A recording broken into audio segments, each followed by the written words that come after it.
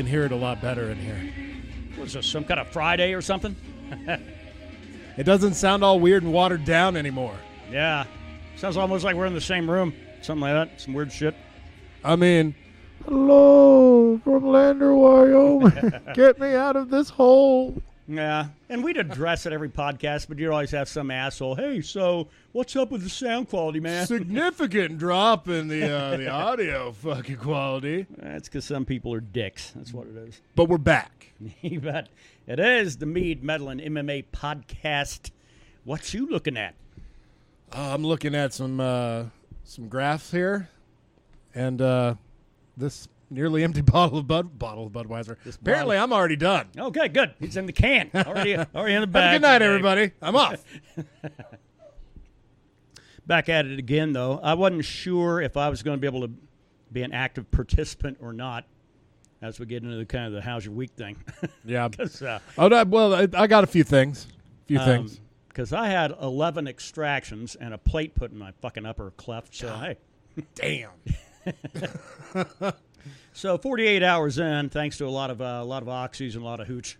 That's a good combination if you're not a rock star. It's all right. Well, if you are a rock star, it's kind of breakfast. But yeah, but nonetheless, so yeah, we get together to talk about Mead, Metal, and MMA, and I'm here. Probably, maybe not so chatty. I think after a while, but we'll see how it goes. Play it by ear.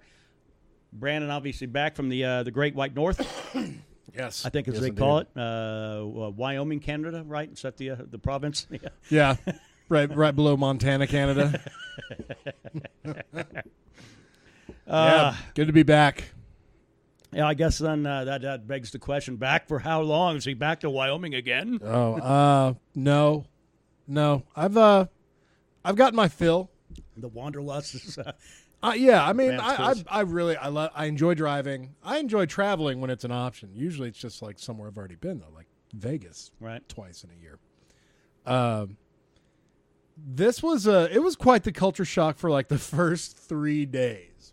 I thought you were going to say 3 months. Like, wait a minute, weren't you there for 3 months? 3 fucking days. And then after that, I could basically pair things that happen there with shit that happens here all the time. So It was like a Portales in the mountains. Yeah. Well, still, it's a western small town. Fuck yeah, filled with rich people.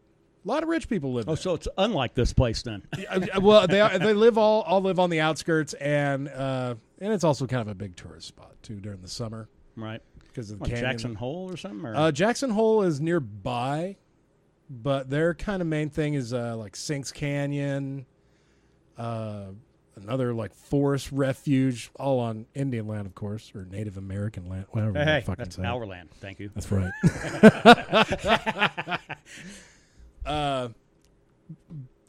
But yeah, at the end of the day, it's basically a higher end P-town. Yeah. So maybe not the high end shit that they have, like for people to go to Jackson Hole or those that go to like some of the big shit out there, the deep wallets. Yeah. But I mean, there are spots and shit for those people to do. Yeah. I mean, at the apartment complex I lived at, I think every other inhabitant had a boat in the parking lot. Wow. But apparently we lived in the shitty part of town. Oh, that's crazy. Which was like right near the entrance of town. So it's like right at the asshole. It's the worst. There you go. Entrance and asshole in the same sense. Around here too. Yeah. Again, it just all correlates. But I do have a list of the 3 things I loved and the 3 things I hated about my area. The first, number 1, oddly enough, is food. Yeah, hated or loved. Which this side? is my loving side. Okay. The food was fucking incredible. Okay. They had a Japanese place there called Zenmai's. A Japanese eatery that's right behind probably the seediest lounge/liquor store in the town. Okay. So ambiance probably gets a 5 out of 10. But man, they got a sushi chef there that is just top notch. They do, I wouldn't say as good as Austin, but right below it as far as Japanese noodle dishes. Good. It's a little better than Shogun up in Clovis then. Yeah. Oh, fuck yeah. There is no... This was a legit Japanese food by a Japanese person. But they had a thing, it's called a hot pot. It was like $20 a person, but I always just order it for me. You would get this fucking trough, this metal trough filled with broth. your initial order of meats, noodles, vegetables, fuckload of cabbage, and seafood and the like, and it all came on a burner at your table, and you'd basically sit there and cook that shit yourself. Everything came to the table raw. Okay. And you keep asking, like, if you ran out of meat, fucking off, get more meat, more vegetables. It's kind of a combination of like a Mongolian grill and a hibachi kind of place, right? Except you're doing half Except the you're fucking the work one for doing the them. work. Yeah, right. And it costs $20. Do they tip you out? They're happy to see you leave. That's the thing. But that was really good. They had a great middle to high end eatery called Cowfish, where we went on St. Patty's Day, and pretty top notch. A little pricey, but you get what you pay for. Cool. And they have a microbrewery right next door, which made probably the best Scotch ale I've ever had.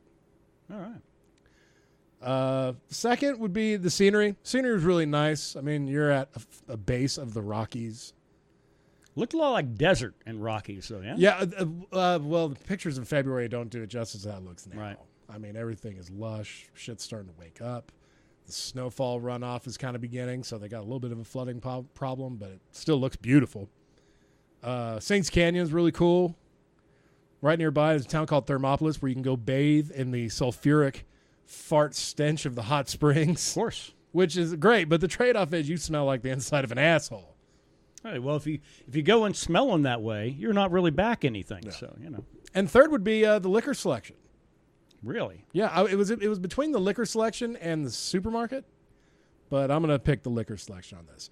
They had so many different kinds of ryes and whiskeys and local beers. Local beer selection for days. Well, if you can get the hell out of here and go anywhere in this country and find their rye section, people will have a really great selection of rye. I mean, that place over in Lubbock that Bobby dragged us off to go check out, yeah, they had like an entire, like half an aisle, like a Walmart-size aisle of rye. Yeah. Just rye. And I was like, holy shit. Well, apparently the rest of America has a better drinking trend to them than I guess than we do out here in the boonies, you know. But and not to mention their sin tax on shit like that is almost non-existent. Oh, okay. Bottle of rye, of our sweet dear Lord Bullet rye, $25 with tax. Right. Even a pack of smokes is under $5. Oh wow. It was either going to be that or we had a Safeway that had a lot of good food, which is basically like Albertsons with a couple extra shit. Right. But the three worst fucking things.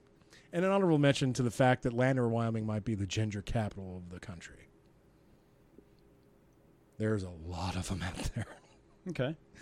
But I hate to say it. Number 3 is the people. The people of Lander suck. The ones we lived with.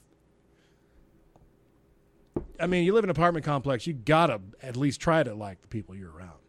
Just want arguing over bookish things and well, who's like the best playwright that, you know. Or... Oh, yeah, the talks got deep. But a day didn't go by that the fucking people above us were stomping around in their goddamn work boots for some reason, because you got to wear work boots year-round in Wyoming. Right. Can't be caught wearing goddamn sneakers. That's how I always kind of envisioned it, yeah. Fuck yeah, and even when you're fucking or going to bed, you got to wear these shoes in a paper-thin fucking apartment complex made in the 60s. Or you got to be drunk Native Americans and let your kids just wander out the door, and then the cops come knocking. And I'm 36. I'm good on living in apartments. Okay. I'm far too old to live in apartments anymore. Number 2 would be the weather. Really? Compared to here? Yeah. Yeah. I mean, I know it's like, what, 97, 98 here today? Yeah, right. It would get, the hottest day we had there was 76 degrees, but it fucking felt like it was 100 with your balls in a goddamn hot shower. Wow. Altitude, probably? Yeah, altitude. I mean, it was like 5,200, right at a mile elevation. And when that sun was out, man, it was fucking oppressive. Yeah. Because there was just so much moisture in the ground, let alone in the air. It just made it feel like it was. I mean, it's not that bad here because it's dry as fuck. Right. So that kind of sucked ass.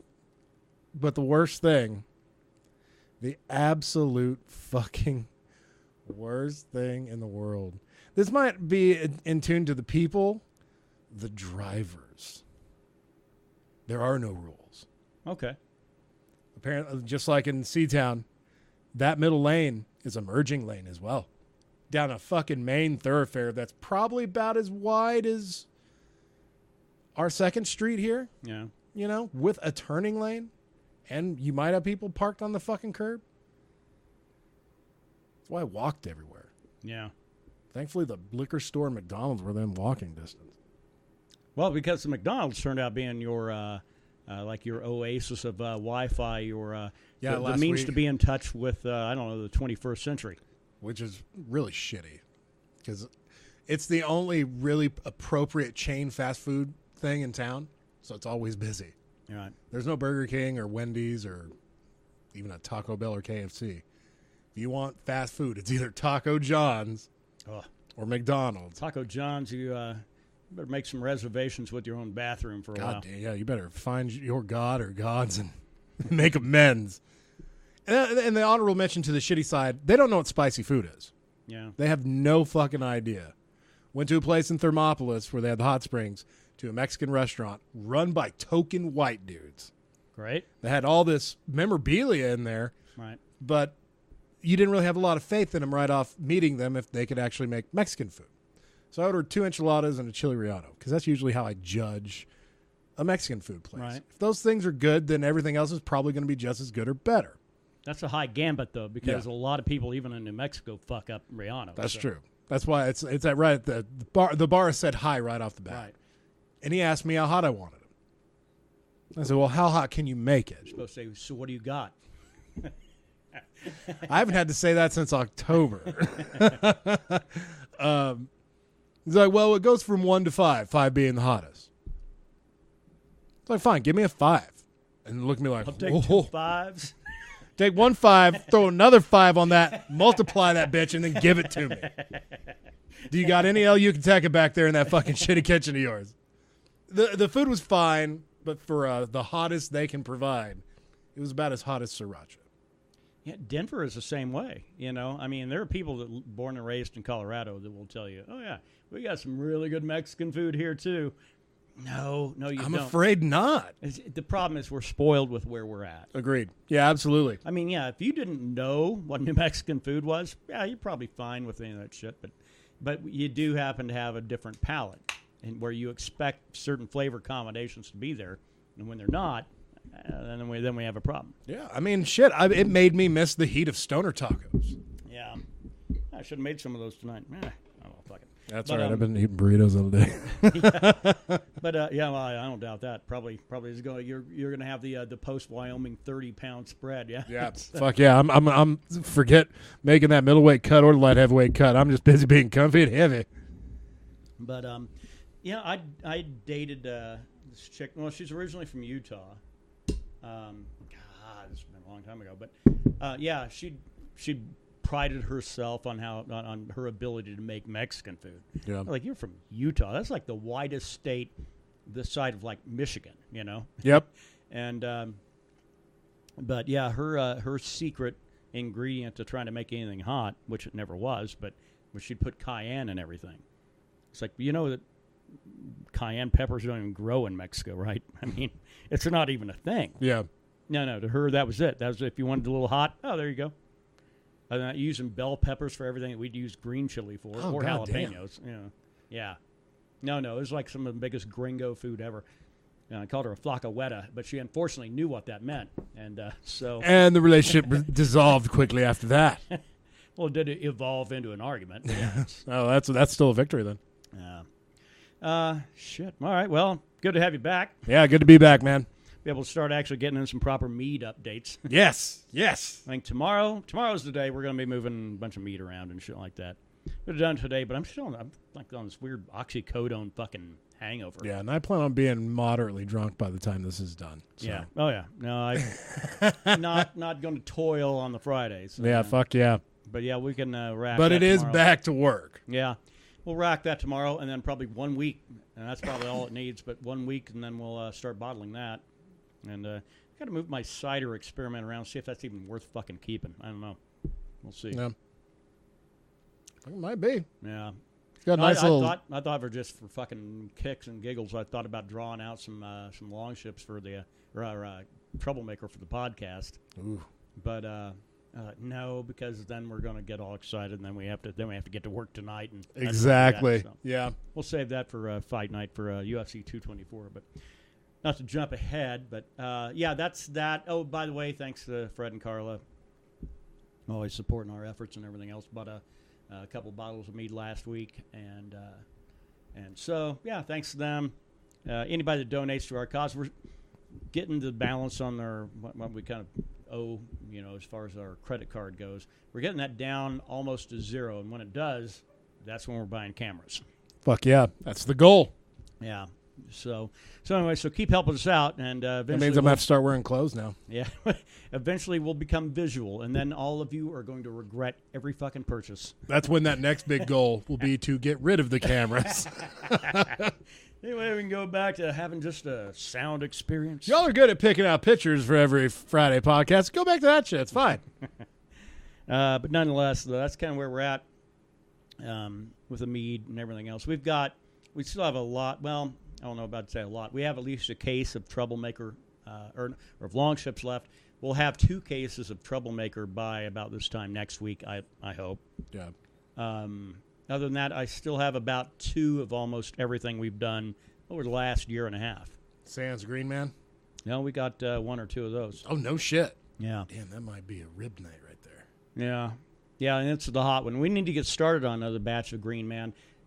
I think we're going to go mild on this next one. I think that's the right call, because I even petitioned for a hotter one, got a hotter one. There are significant drawbacks if you have my drinking style of mead. Right, which is one sitting. Yeah. Yes, you will be pissing out of your ass the next day. It's worth it, but I don't recommend it. I'm a different cat. So yeah, we're going to go mild on the next one. I'd have that one actually. People saying, "Hey, we kind of like the flavor, we just don't like the heat." So we'll tone it down, Scoville scale. So pussies. Yeah. Yeah. What can you do? No, I agree 100%. I think that next one's got to be made because the flavor is the stage, right? It'd be nice, but you get the burn from the booze. Sure, getting it from the booze and from the heat is a hell of a punch. Right. Don't need that. Don't need no mead making you its bitch. That's right. That's fucking right. All right, over to the metal side of things. Couple of about 3 releases today that I think probably might be worth mentioning, or at least from my perspective. There's one that, because my problem is I haven't checked Metal Injection in a long time, so I don't know what their weekly list is. I have to go through the Arcaneum. Seven Dust has got their new one out today. That's the big one. That's actually what walked us into the show today. That's All I See Is War. They've put out a couple of singles on it, but today is the big release day for the whole record. I listened to the entire thing twice now. It has got some meat at the very front and at the very end. The middle of it kind of gets a little weak. Yeah. If you didn't like Seven Dust's last couple of records, they get a little folksy, a little ballady. That's what you're going to find in the middle. But the ends, the bookends are great. Yeah. It's Lejeune, lead singer, does it again. Dude's a hell of a singer. Oh, yeah, absolutely. But probably the albums that have come out over the past 10 years have that same Seven Dust sound. Yeah. And it never went anywhere. If anything, it got a little more muted, a little more poppy, a little more radio friendly. Right. But this one, I think it has something on it for everybody. I think so. If you really want to hear like the old, they really kind of revisited kind of their old sound. Yeah. Maybe not as raw on the first 2 or 3 tracks, but man, it's pretty close. Right. The middle kind of brings it down for me because that's just not my style of shit. But hey, if you're a fan of Seven Dust and you like their, more recent shit, hey, you're gonna like the middle of this record. Yep. Yeah, absolutely. It's and it's nice to see a band from that era. I think they get maybe wrongly labeled because coming from that new metal era, the Stain, Limp Bizkit, Korn era. Yeah, because they've never even identified themselves as metal, though, right? Certainly not new metal. Yeah. It's. I mean, hard rock is probably the most accurate. Right. I mean, a lot of people try to group them into alternative. I guess probably those latest albums you could Maybe, definitely put in the man, because alternative rock. their original stuff that's metal. That's straight metal. Yeah. You got harsh vocals. You got everything going on that kind of makes it right. Yeah, I dug it. I dug it. It's nice to get something like that from Seven Dust this late in the game. Bad Wolves have a new release out today. I'm not a fan. I had to check it out though. They did a cover from the Cranberries that they released back in January when Dolores O'Riordan died. Yeah. Zombie. Yeah. Man, and it's a lot like that dude from Stain did that. The Sound of Silence, right? No, that was David Draymond from Disturbed. Oh, okay. Yeah, or Disturbed. Yeah, not Stain. Disturbed. One-word band titles. Yeah. What do you got? But I mean, but you could feel rage under those vocals, and as he pulled off a powerful version of that song. Yeah. They tried to do a similar thing on Zombie. It's not there. Yeah, and they got that Five Finger Death Punch vibe to him, like I told you we listened to it earlier. Because they got a member from that band, and I had no fucking idea. I know their manager's the guy from Five Finger Death Punch. So yeah, goddamn, it comes out. It really shows, and that's who they tour with all the time because they have similar members. So I think their drum sounds are equal. They both sound the same. Well, if you're a fan of Five Finger Death Punch, maybe check them out. But other than that, it's basically going to be one of those bands that made it big off of a cover. Yeah. These guys were huge even before an album came out, and that album came out 5 months later, right? And like Alien Ant Farm did Smooth Criminal, and fucking that's actually a really good analogy. Yeah, super popular. But I challenge you to name any of their other songs, and they even had one that was really good, that was pseudo popular, but you don't remember it today. You remember Smooth Criminal, right? Wow. Anyway, Bad Wolves, check it out or don't. I don't give a shit. From Beyond is it's a new doom metal act you want to check out. The album is The Band From Beyond. Keep it simple. I always like that. That's good. Easy to remember. They do have it sounds a little off. It sounds a little funky to start with. It's really they go a little crazy on synth, which you almost never hear. Yeah, and it's like 70s style. Yeah. Like 70s horror movie style. I really dig that. But eventually it kind of scales back into what their sound is, which is a real stoner sludge kind of a sound, metal subgenre there. I haven't listened to the entire record, but I have like the first 6 cuts. I think it's got like 15 on it. So goddamn. Yeah, goddamn. So it's worth your while. Check it out. Yeah, and I got to mention, since we couldn't talk about it on last week's, that new Alice in Chains song. Holy shit. I cannot wait for that album to come out. That is the first release of 2018. I am stoked about it. You get... that's with a Tool album on the horizon. Yeah. No, 2018 might come down being like a fantastic year. Yeah. A lot of droughts here and there, but man, when 2017 was tough. When it's time to dig up some gold, 2018's done it so far. So, so we're looking at Alice in Chains, in August? I think so. I think Tool's probably going to be November. It's we had APC come out here a couple weeks ago. So I was really surprised Ruben didn't really dig it. Yeah, he says a little mainstream kind of sound for him. He really struck me as disappointed. Yeah, and this is a man wearing a Soulfly shirt today, by the way. Apparently he's going to a concert soon. Not that he fucking talks about it every other day. That was one album I thought, I was like, guaranteed Ruben's going to dig this. I understand his complaint because the last 2 to 3 albums, if you want to count the cover album, are pretty they're a little on the heavy side. This just isn't. That's not what was called for this album, and it has the heaviness. It's just not at the forefront. You keep waiting for it to break loose, right? Yeah, and it never does. You wait for Maynard to like break out some seriously diaphragm straining vocals. He just doesn't do it. Everything's very muted on this album. It's all about the message on this thing. It's Tool light, I think, this time around. Sure. No, that's what I always thought APC was. It was just everything that Tool couldn't do. Yeah. Maynard took and did it with other people. But yeah, Alice in Chains, that single is any indication. Holy shit. I really hope it's not a matter of like, this is the best song on the album. Right. It's like, oh, God damn you people. Jerry, just knock it off. But you have these assholes that, I need to stay away from comment sections everything, everywhere, in all things. Because people are dummies. They're fucking ignorant idiots. Because one of the first ones at the very top is like, well, I can't stop listening to these guys when Lane died. Oh, goddamn, you need to move the fuck on, man. That was 20 years ago. Yeah, and Lane kind of stopped being a contributor 20 years ago, died 3 years after that. So you can't really say, I was with him all the way up until Lane died. Go fuck yourself, because really, this is what you got. Yeah. That period in 1998 when Lane didn't do anything with the band to when he died. This is what you got. You got that. Except you got a far better, I really think, a great guitar player fit. And what's his name? Yeah, Jerry Cantrell. No, the other cat. The Dean. black dude. Dean Bucket. Oh, yeah, but he's basically, Lane's parts have become the harmonies. Yeah. Jerry Cantrell.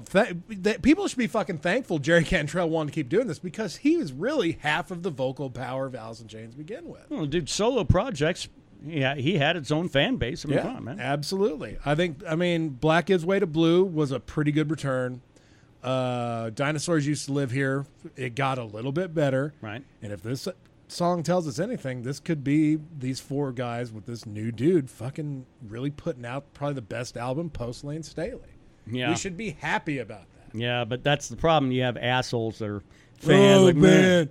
I wish Lane was still here. Well, he's fucking not. Go buy yourself a copy of Mad Season where it's just him and that dude from Pearl Jam and have a ball. Yeah. That's what CDs are for. CDs was a format of music. Yeah, back before vinyl became huge. Yeah. Yeah, ain't that the shit's like CDs are dying, but vinyl and digital are where it's at. Right. No, not Dean. William Duvall. Okay. That's the dude. Yeah. I just had to Google for my own fucking peace of mind on that.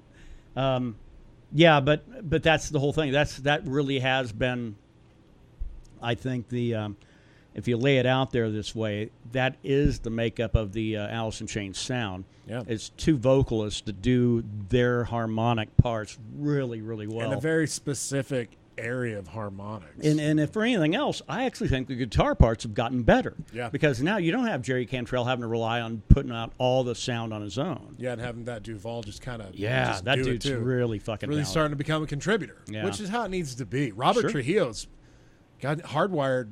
I think he was at least got writing credit or wrote a quarter of those songs. Oh, yeah. No, absolutely. Jason Newsted never had that. Find that guy, you can barely find him in the credits, period. Who's that fourth dude? That's all jaw. Oh, it's Jason Newsted. Who the fuck's Jason Newsted? But anyway, yeah, good shit this week. I think that's probably sufficient for metal, yeah. I think so. And the only thing of note to happen today is Bob Marley died in 1981 on this day. Sad times. At the age of 36. Hey, I outlived Bob Marley. There you go. Fuck Put that shit on your resume. Damn right. It's going to be on my headstone. At least I was here longer than Bob Marley. Well, on to a subject that I have missed so much. Oh, the MMA part. Being here. Yeah. I mean, Carrie enjoys MMA. She'd watch it if we were watching. It was basically something she enjoyed because we enjoyed it. Well, and as one person that astutely had pointed out on the comment section of one YouTube video, was like, yeah, I like that one guy because he's better than that other guy.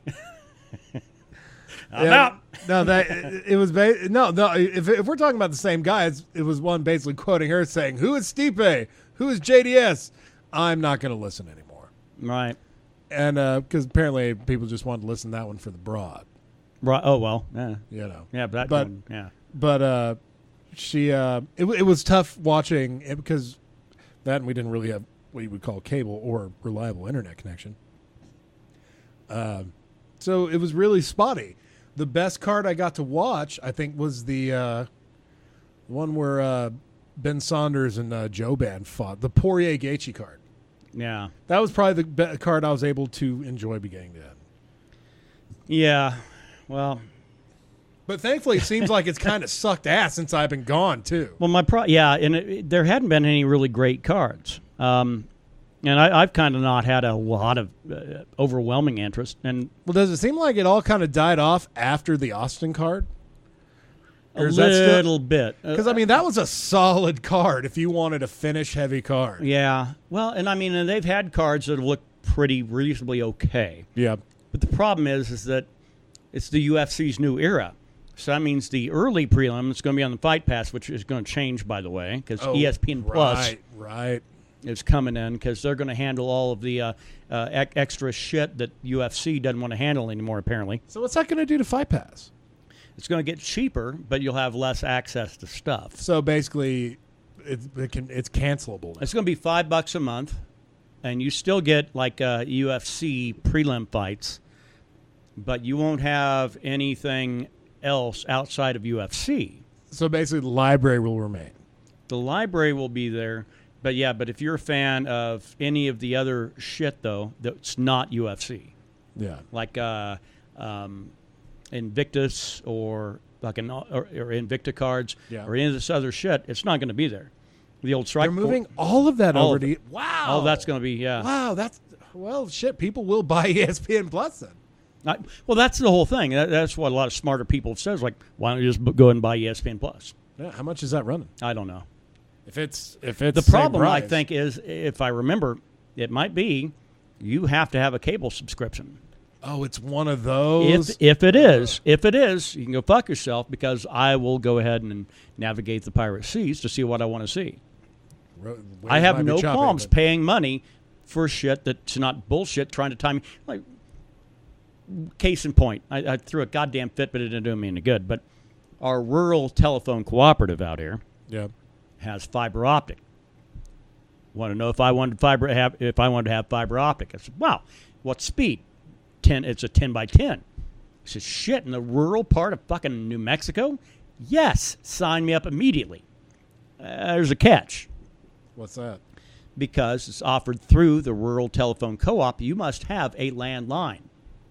So you have to have phone service as well. So that's part of my phone or my internet bill is to have an active landline. That's just it. I don't want a fucking landline, but you know what? If I want to have fast internet, that's what I got to do. It's because it's part of their grant they had through the federal government. Oh, I see. But they're still trying to get paid. Yeah, but I'm still having to drop $30 a month on a line that. They're like, hey, do you want to hook up a phone to that? I said, no, it's not 1997. It's fine. We're good.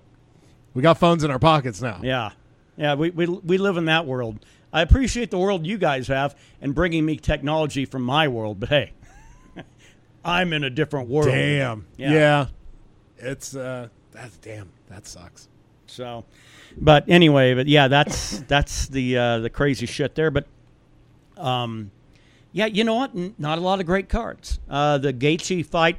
That guy's going to have to figure out some shit. He's got a great fan base. Yeah, but absolutely. he's 1 and 2 in the UFC. And the 2 are huge 2s. I Yeah. mean, painful, violent 2s. He has said, thankfully, because this is how I felt after that fight, he really needs to ditch that devil-may-care attitude and just wear damage and figure something else out. Dude's going to be talking was a stutter by the age of 28. He's addressed it, and he's going to change. Well, so he says. I mean, it's great that you can take a punch, but do you want to be that guy whose career is done at 25, or do you want to be like Chuck Liddell, whose career is done at 38? I mean, and might not be done. Dude's talking comeback. Liddell? Yeah, he's. I don't know why he is not in Bellator. I think the reason he's doing an MMA promotion with another dude, starting up his own shit, and talking about maybe for their first card him being on it. Yeah. That would sell it, but that has my interest. I'd fucking watch Chuck Liddell come back and fight. For fuck's sake, Chuck Liddell. We watched him get knocked out violently the last 3 fights of his career and still want him to come back. Yeah. And you caught the Fedor Mir card, right? Yeah. Boy, that was weird, man. That reeked of dive to me. That's only because it's Bellator, and everything that involves old guys and Bellator always seems like a dive. Yeah, I mean, and now we're getting Roy Nelson and Crow Cop fighting. Yeah, sure. This is perfect if it was like 8 years ago in the UFC. Yeah, 8 years ago, the 2 guys that have moved on the heavyweight tournament they're doing, Fedor and Chael Sonnen of all people, who would have thought that had been a fight anyone wanted to see or would have been available? Chael is a middleweight, and this guy's fighting in a heavyweight tournament where he beat Vanderlei, who was also a guy who never fought at heavyweight, just 2 guys that didn't want to worry about a weight cut. It's the Fedor tournament. That's what it is. But. Yeah. get that heavyweight belt on Fedor, and then Fedor's like, see y'all later, bitches. I'm done. I see. I wouldn't have signed off on that. I went, surely Frank Mir's going to fucking be able to do some shit. Nope. He came out, kind of stunned him a little bit, but Frank didn't keep moving forward on him. Fought him the exact same way he fought Mark Hunt, who is also a striker. Yeah. I'm not going to say that there was exactly a dive in it, but man, I wouldn't be surprised if somebody had a scuba suit in their fucking locker room. Oh, man. But yeah, tomorrow should be it looked for basically all Brazilian card. It doesn't look too bad. You're getting some good names. Well, I'll tell you what, I pre-gamed a little much. Why don't you talk about the undercards? Because the main card is going to be some pretty big shit. Mainly because the undercards, I only recognize about 2 names off the entire thing of the prelims and early prelims. Right. So I'll be back in 2 minutes, and then we can get cranking on what's going on the main card on that event. Yeah. Basically, the UFC Fight Pass prelims apparently are not going to be a thing for very much longer. That kind of sucks. One of the big fights sticking out is Oleksiy Olnick. I might have said that right. I've been pretty goddamn proud of myself. I did. Is fighting, let's see, Junior Albini. This will be the Brazilian in the card. I really liked the Rusky. I love both of his submissions against Pesta. And anytime Travis Brown gets submitted, it's a good day for me. He did get fucked by Curtis Blades, who seems to be on a huge-ass surge as of late. I look for Oleksiy to really rebound in this and get himself a really good W under here. And it's going to be a sub in the second because that seems to be his forte. You got Talis Leites fighting Jack Hermanson. Sounds like we got a Finnish man. Leites, he was on the card in Austin, right? No. No, that was Thiago. Trinaldo. That was Thiago. Oh, Thiago. I think Thiago and Trinaldo, yeah. Yeah, Warley Alves, who, if you're looking for a guy who fights who finishes, this isn't the guy. But he did sub Colby Covington, the Brazilian trash talker. Yeah, I noticed he's not on the card, yeah? No, he'll be fighting in Chi-Town, actually. He'll be fighting RDA in Chi, we talked about that. It's like, oh, you want Colby Covington to get murdered in Brazil for a belt? Yeah, that's a great thing to do. Get one of your up and rising talents killed in the streets of Rio de Janeiro, because that's a thing. Well, he took the Conor McGregor approach of like, look, if I just talk a lot of shit, people have to pay attention at some point, and they did, because that guy, Colby Covington's likely is not going to be looking for a title shot within a year. Yeah. Well, shit, if he gets that interim belt, which apparently these days is right on par with having the actual belt. Is that one belt. In Chicago interim? Yeah. That's for an interim welterweight belt, so the winner's probably going to fight Woodley. Funny thing is, I don't like Woodley's chances against either of them. When are we even going to see that guy fight again? I have no idea. Woodley is the new Cain Velasquez. Yeah. You want to talk about a weight division being muddied up. Tyron Woodley has done it. Has basically been active the whole time. It's not like he's off doing other shit. Remember, he used to call people out, like he'd call Robbie Lawler out for like not being active. Yeah. Yeah, and here's this guy now. Yeah. This is who we have now. Last 2 fights were probably 2 of the most boring fights I've ever seen in the welterweight. Yeah. For a belt, no less. Right. And both fights had 2 guys in it, and Stephen Thompson and Damian Maia, that put on blockbuster matches on standing and on the ground. Yeah. Tyron Woodley could be a career killer. I wouldn't want to fight him. Yeah. Just for the sake of, like, if something happens I don't win and can't finish him in 25 minutes, my career might be over. Right. Because now Thompson's fighting Darren Till in Liverpool, and that's a fight he could lose. Oh, yeah. Darren Till is probably... Well, the problem I have, though... I think Darren Till tends to be a little bit like Gaethje in a lot of ways. The guy, but except for the fact that he does keep his head off a center line, he does keep his hands up. Yeah, defense is an aspect of his game. But he is a straight up fucking striker, though. Oh, it's just, god damn. Going back to the Gaethje thing, guy just needs to realize that defense is a very important aspect of a game as far as longevity and winning fights. Yeah. The days of him absorbing damage to win a fight are over. Welcome. This is the big leagues now. People are coming for your head because they know it's available. That's right. Ready to get on the main card, 224? Indeed. Well, we got the Battle of Dinosaurs to start the thing. I'm actually really looking forward to this fight. Really? Vitor against Lyoto Machida? I mean, I will take a sideshow act any day in MMA. But you got two Brazilian legends going at it, not in the prime of their careers, and at a different weight class than they're used to. Right, middleweight, yeah. Yeah, because, I mean, that's basically what happens to 205ers when they want to keep fighting but are a little long in the tooth. You bump down to middleweight. Right. Lyoto did not look very good in his last fight. The return of the dragon. Yeah. And then he basically got knocked the fuck out by Derek Brunson. Did beat Eric Anders at split decision back in February, which was that was the fight card we got to watch before I initially went to Lander. Right. Then I came back, and then we went to Austin. Okay. A split decision victory over a guy who I think has had maybe 3 fights in the UFC. That doesn't do a lot for your case, and this was in Brazil. Yeah. Vitor, if he's going to win this fight, it's going to be in the first 2 minutes of the fight. Sure. That's when that blitzkrieg's going to come out, and he's going to do his damnedest to not look like a chewed-up piece of bubble gum and knock out Lyoto. But see, that's the thing with Machida, though, because, well, I don't know about now, but early in his career, God, that would have been horrendous to come out throwing against that guy because his counters were so fucking great. Yeah, Lyoto's an elusive fucking guy. I mean, even still at middleweight, he can get it done, but if you stick with it and pressure him, he's going to crumble. Yeah. Yeah, it's a fact. And he has. I like Lyoto, man. I mean, I like Vitor just because he's a weird motherfucker. I like Lyoto because I think he still has something to contribute. Maybe not the top tier of the middleweight division, but he can still fight motherfuckers. Yeah. And I like him in this. I don't see a finish though. Out of Lyoto, no. I don't really have a pick in this one. I'd like to see Machida win just because I've never been a fan of Vitor Belfort. And this is Vitor's farewell fight, So well, unless he loses again, in which case then, hey, maybe the next one one more fight, bro. Yeah, his last one was supposed to be that way, but yeah.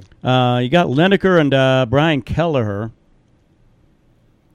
If it wasn't in Brazil, I'd like Kelleher's chances, but the problem is I think Lineker shows up.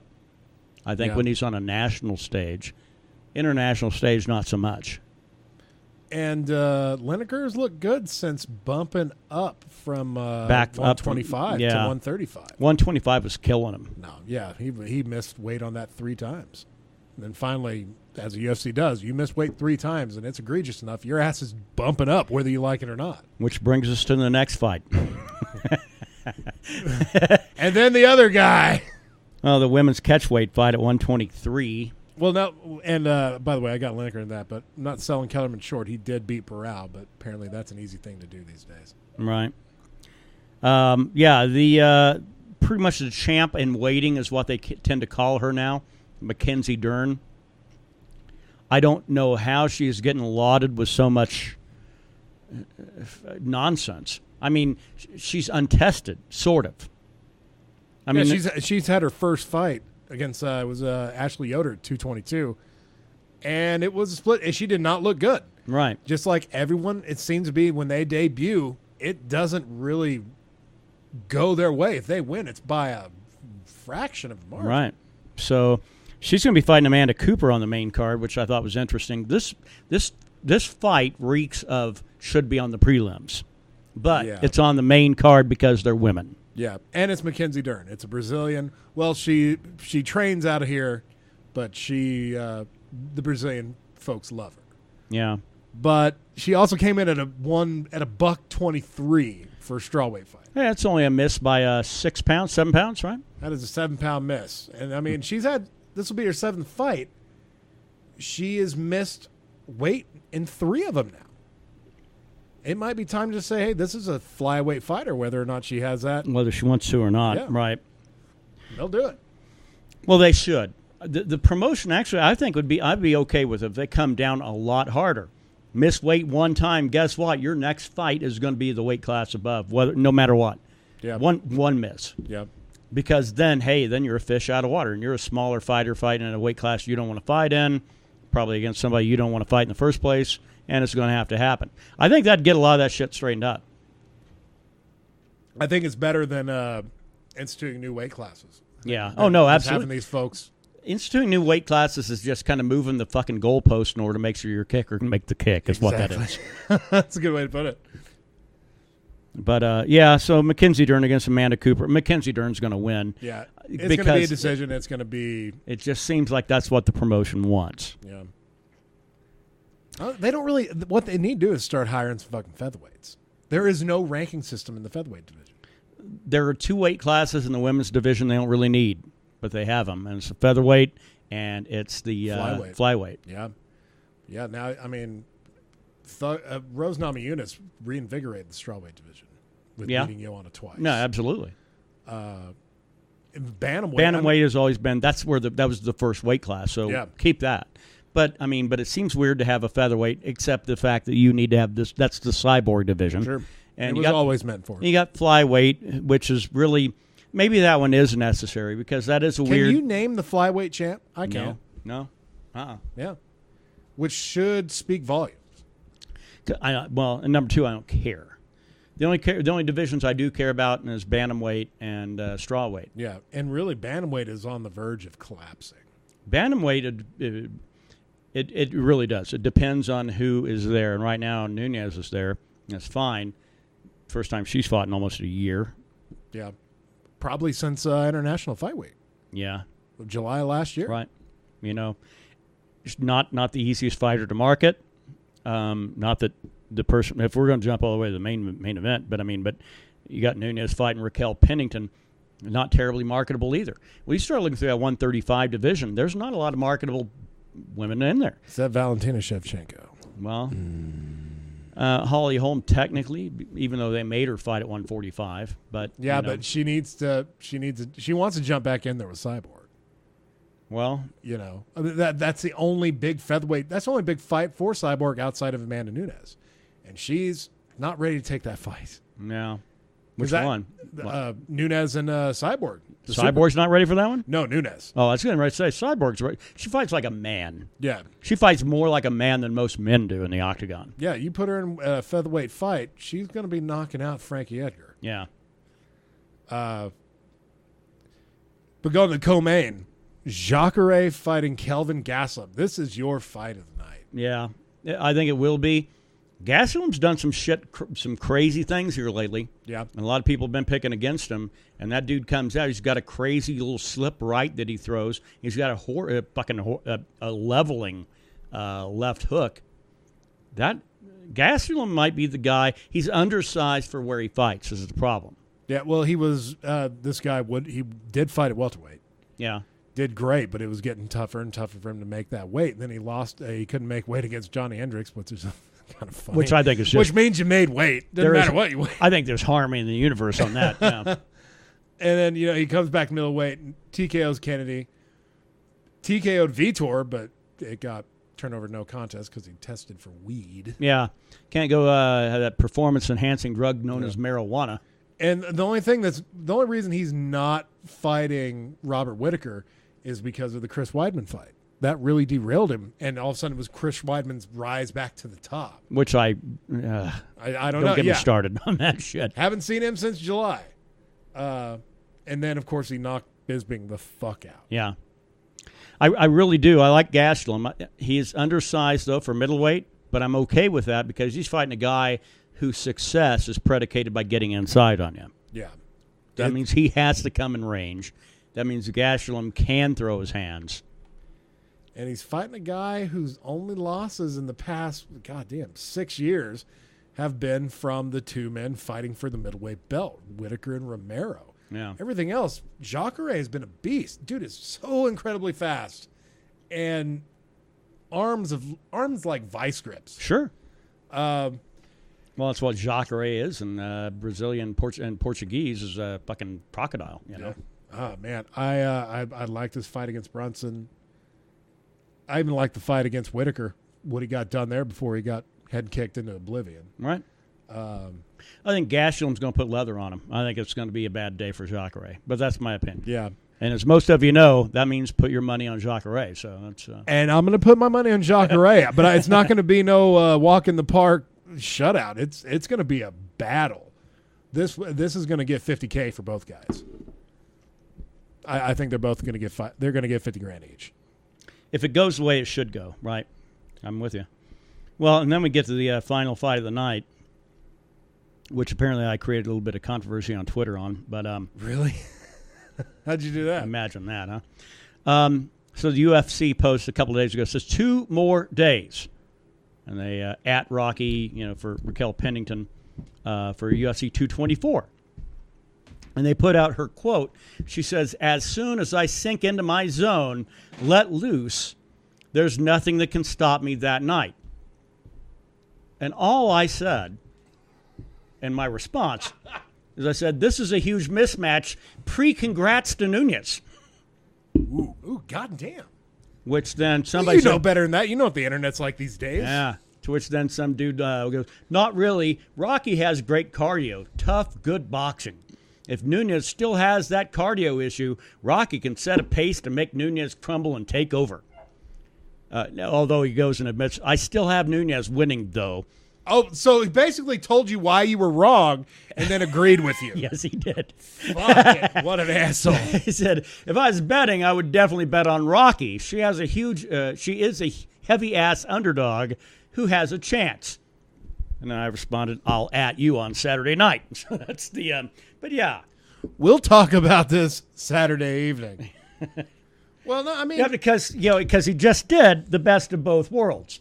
I just said that I think Nunez is going to win, but I would bet on Pennington. So, therefore, he can't be wrong. That's the thing. It doesn't matter who wins him. It matters that he's right.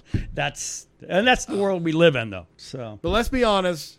Valentina Shevchenko beat Amanda Nunes at 215. Oh, absolutely. There's no fucking doubt. The champions favor kept the belt for Nunes. Yeah.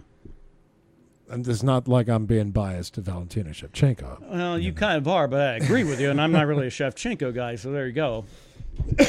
But it Make is of that what you will. And they've built the fight good. The champ who retired Ronda Rousey is fighting the contender who retired Miesha Tate.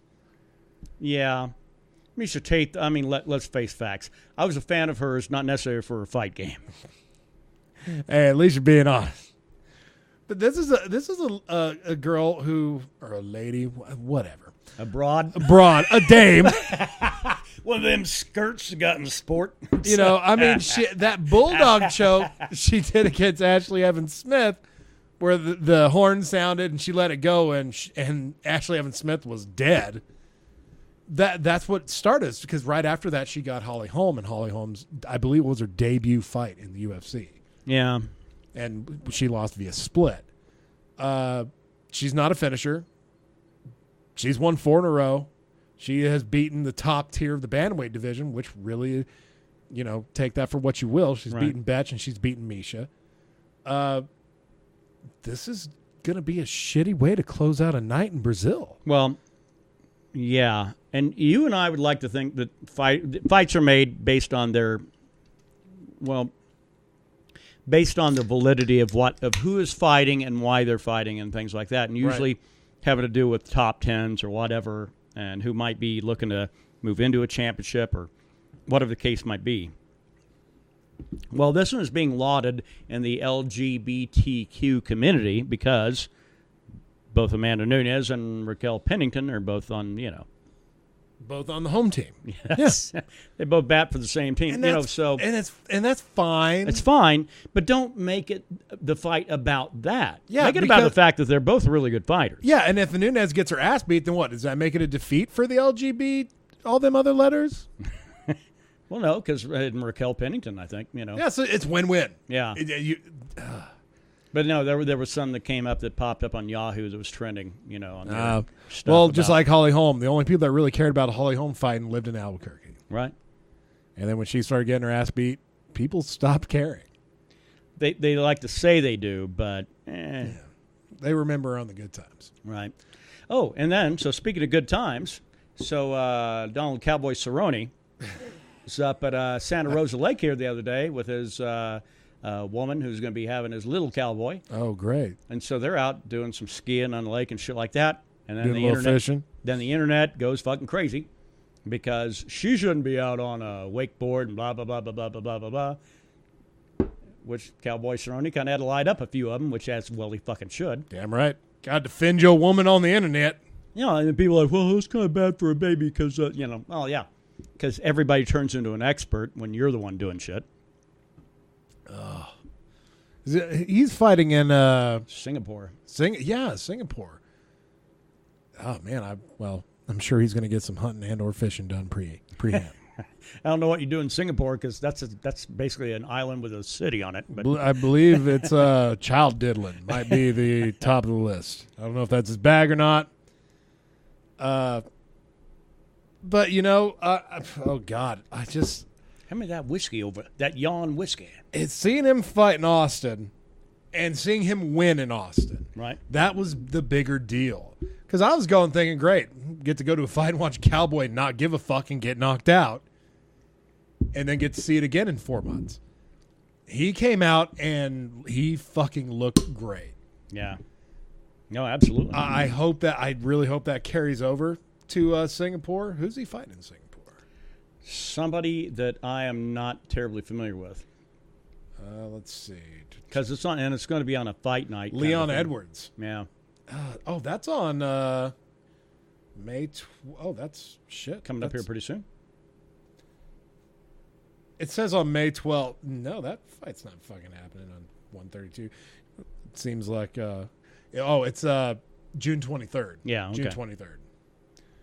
Sure, it looks like a good card. OSP's on it, which who knows what OSP you're going to get on that and card. If you're putting Cerrone and OSP on a card over in Singapore, is that going to be like in our time zone then for that fight? June 23rd is on a Saturday. Yeah. Maybe they might just have to suffer and watch that shit in the morning live while we get it at a reasonable time. As it should be. That's right. You're damn right. We were here first, damn it. Y'all had Pride. Pride came on in y'all's time, so there you go. Overall, though, for a heavily Brazilian card, being in Brazil, obviously. There's like a Brazilian fighters on this thing. It's not bad. Yeah. that main card looks pretty good. Yeah, like I said, the only one that shouldn't be on there is Mackenzie Dern against Amanda Cooper, but that's neither here nor there. Yeah, you could bump up the Oleski heavyweight fight and put that as your opener and get Vitor and Lieto a little later in the night. Yeah.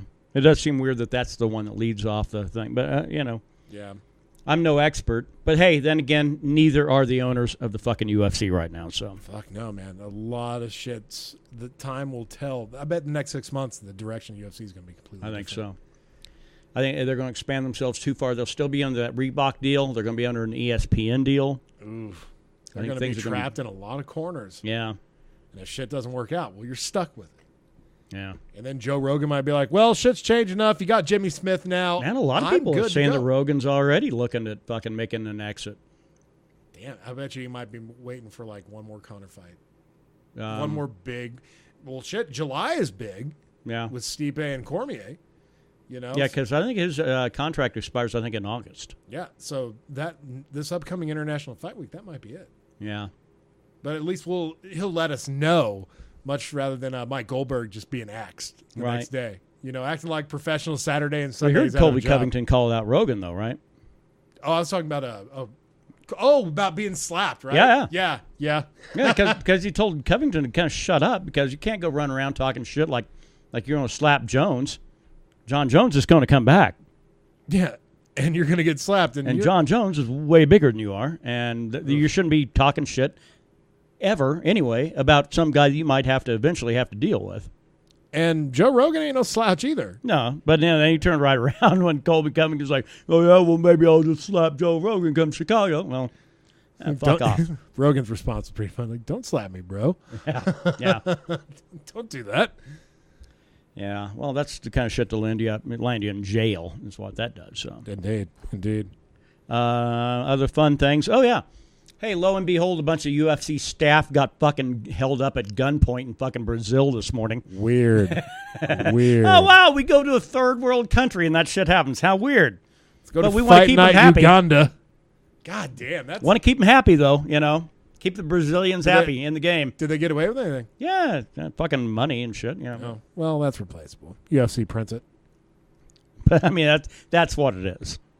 Yeah, don't try to sell me on the fact that Brazil is not a third world country. It fucking is. Well,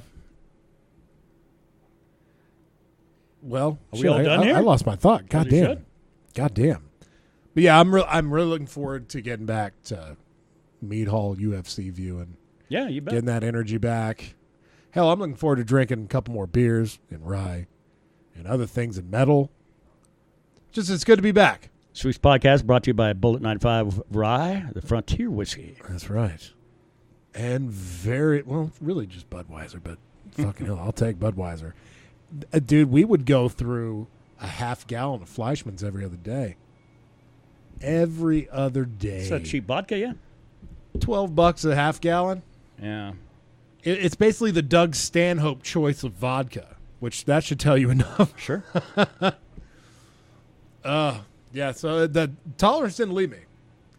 I actually made drinking one of my best jobs in the past 3 months. Did quite good. But yeah, looking forward to the fight tomorrow, man. Looking forward to just a normal Friday fucking night.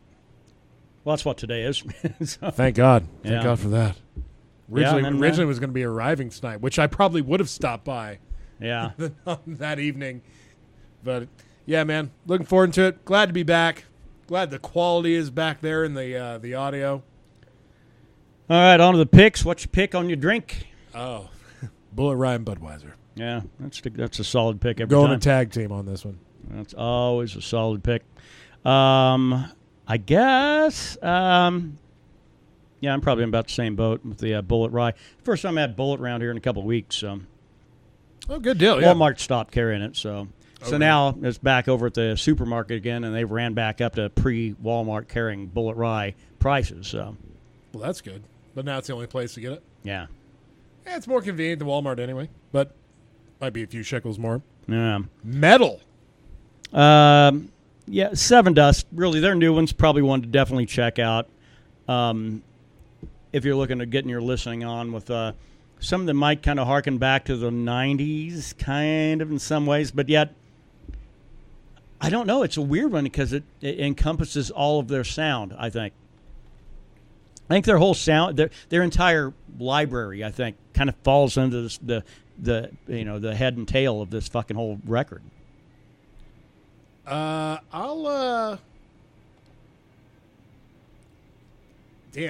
want to say Seven Dust 2. Although I will say that this, synth band you talked about, the From Beyond. From Beyond. Yeah. I think I'm going to go with that because that, I really dig that 70s horror movie synth sound they got in the background. Very Right. cool. All right, MMA tomorrow, 5 of the night, or who we're thinking is probably going to put in the best performance of the whole night. I think Fight Night's going to go to Jacare and Gastelum with Yeah. performance bonuses. To John Lineker and Warley Alves. See, I kind of thought the same thing, except I looked at the other side of it. I think performance is probably going to. I think dude fighting Lineker. I think Brian Keller might very well end up spoiling an evening down in Brazil. Oh, really? You Yeah. think that's one where Brazilians going to be really disappointed? Yeah, I think so, because the whole card is set up for a big feast for Brazil. So I think there's bound to be something that falls through the cracks. Yeah, every fight has a Brazilian in it. Every fight has a Brazilian that's probably going to win. More importantly. Yeah, that's true. There's a lot of big names on this one. Yeah. Not a lot of because usually when UFC goes over there, they'll grab some people that you don't really see in the promotion. These are all some tenured Brazilian fighters. Yeah, that's a fact. All right, well, time for us to go ahead and get some copious amounts of hooch put away. You goddamn right. Well, I'm already feeling it. It's good. All right. Well, nonetheless, back to normal for the first time in a long fucking time. Indeed. Feels good. Wasn't able to throw you a triumph, so we'll just drink. Oh, that's a triumph in itself. All right. Well, have a great week, you heathens. Enjoy UFC 224. See you next week.